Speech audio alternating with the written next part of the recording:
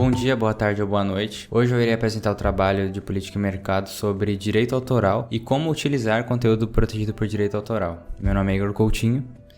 E vamos lá. Para começar, a gente tem que explicar o que é o conceito de direito autoral. Direito autoral nada mais é do que algo que protege o trabalho criativo das pessoas. Isso envolve escrita, arte, música ou qualquer outro tipo de coisa que é criável. Esse tipo de lei é importante porque garante que o criador tenha direito de escolher o que vai acontecer com a sua arte. As leis de direito autorais são reguladas pela Lei do Direito Autoral, que foi criada em 1998. Essas leis não protegem só quem criou a música, mas também quem interpreta, faz remixes, ou até quem transmite elas ou grava. O direito autoral ele também passa por muitas frentes, isso seja fotografia, cinema, arquitetura, escrita, tudo. Isso significa que os criadores da arte, eles decidem se ela vai circular ou não e por onde irá circular, ou com quem. Essas leis são importantes porque elas incentivam as pessoas a criarem mais coisas. Quando a pessoa sabe que o seu conteúdo vai ser protegido pelas leis dos direitos autorais, elas se sentem mais motivadas a criar suas coisas, e isso promove a arte, a tecnologia e, claro, informação. Agora vamos à pergunta: como podemos usar conteúdo que é protegido por direitos autorais? A princípio precisamos de uma autorização prévia expressa. E isso não significa que, por exemplo, se você comprar um livro, ele automaticamente vai ser seu e você vai poder utilizá-lo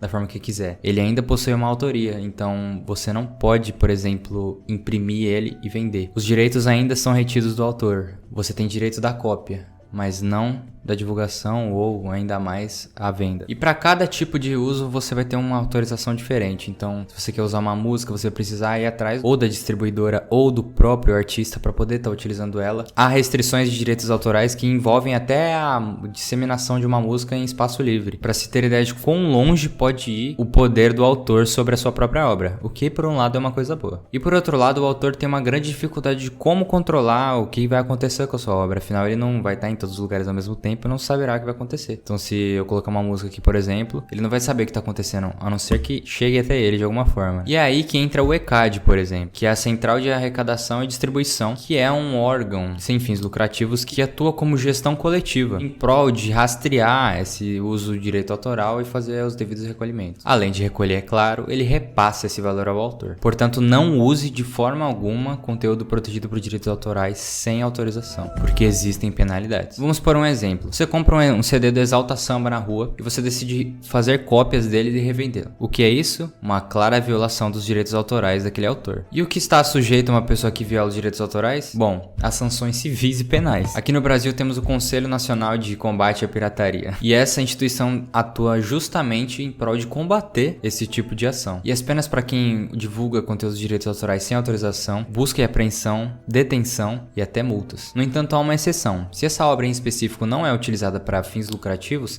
ela pode sim ser utilizada e não há nenhuma penalidade envolvida, contanto que seja um uso privado. Mas ainda há um aspecto muito importante que deve ser levado em conta, que é envolvendo a relação dos direitos autorais, que é o plágio. O plágio nada mais é do que quando alguém copia exatamente o que você criou. Mas há casos em que isso não é exatamente o que acontece. Por exemplo, quando você e uma outra pessoa simultaneamente têm a mesma ideia e faz o mesmo filme. O que é estranho, né? Isso é plágio ou não? Na verdade, não existe uma definição universalmente aceita do que é um plágio. Então todos eles estão sujeitos a uma perícia para descobrir se aquilo foi um ato de plágio mesmo ou não. Mas caso for comprovado que é um plágio de verdade, uma das opções que o plagiador tem é de dar os créditos à pessoa que ele se inspirou, vamos dizer assim, e que faz ele evitar cair em situações judiciais. Mas não que isso vai safar ele. Isso depende do próprio artista original, se ele vai decidir ir para frente com esse processo ou não. Também existem questões que envolvem o direito autoral e a concorrência desleal. A concorrência desleal nada mais é do que algo que as empresas fazem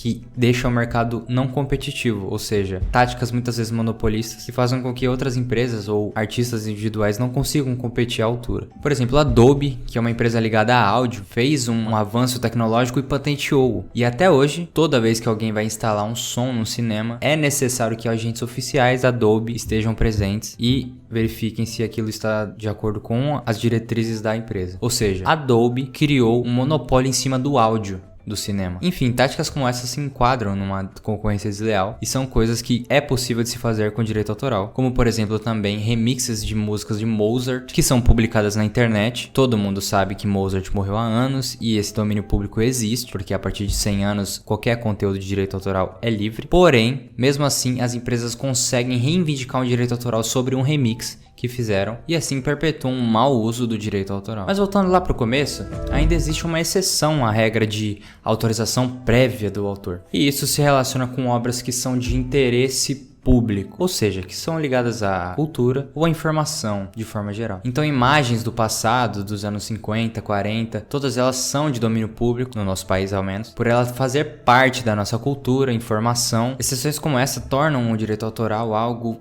tangível e não recluso, sendo impossível de empresas explorarem, assim como a Adobe faz com o áudio. Existe também a relação entre ambiente digital e o direito autoral. A pirataria no mundo digital é desenfreada. A qualquer canto você vai encontrar conteúdos que são protegidos por direitos autorais, geralmente dentro de streamings, por exemplo, Spotify, Netflix, Amazon. Porém, 2 links abaixo você vai encontrar um conteúdo de origem alternativa, vamos dizer assim, muito mais fácil, gratuito e geralmente muito mais cômodo para o consumidor.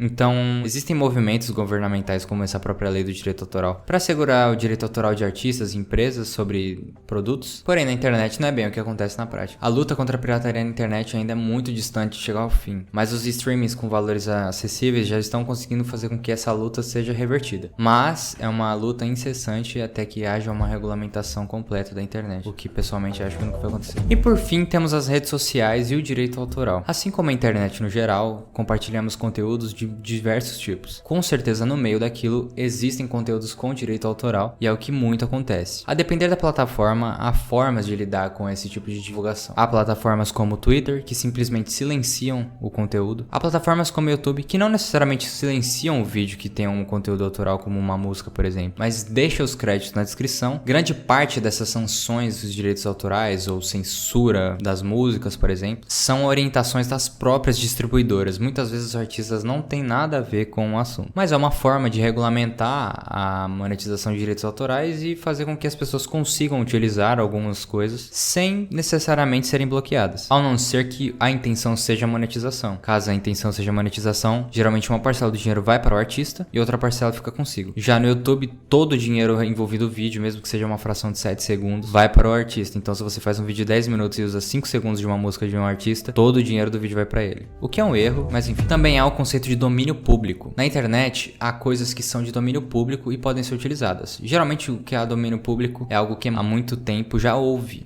um direito autoral, como por exemplo músicas clássicas, Mozart, Beethoven. Esse tipo de música já caiu no domínio público, já tem o seu direito autoral flexível, ou seja, você já pode utilizar esse conteúdo mesmo para monetização. Mas, como já dito antes, há empresas que pegam essas músicas antigas, remixam e criam um novo direito autoral a ela. Então, há sempre barreiras no mundo do direito autoral e sempre há alguém querendo ser espertinho da vez. No mais, não é aconselhável que você utilize nenhum conteúdo que você não saiba a origem na internet. Ou seja, se você acredita que algo não tenha direito autoral, na verdade aquilo, se não tem, vai ter. Existe uma prática muito comum no YouTube de empresas que compram músicas que não têm direitos autorais e reivindicam seus direitos assim que compram de todos os vídeos já postados com elas. Então, tome cuidado com o que você utiliza na internet, porque você pode ser cobrado muitos anos depois. De forma geral, o direito autoral ele é muito importante para o criador. Ele é importante para que haja criadores. Ter os seus direitos seguros é um dos fatores principais para quem quer criar algo. Criar um roteiro, criar uma música, criar um vídeo, um filme. Saber que aquilo não vai ser distribuído a qualquer pessoa, de qualquer forma e sem nenhum tipo de controle da monetização daquilo, assegura que o criador vai ter seus direitos cumpridos. Existem muitas implicações que ainda precisam ser pensadas, algumas barreiras como a própria exploração das empresas sobre esses direitos autorais, algumas táticas que algumas empresas utilizam para abusar desse tipo de sistema, mas no mais, a forma que tá é melhor do que não ter. Quanto aos direitos autorais e ao seu uso, é apenas isso. Obrigado.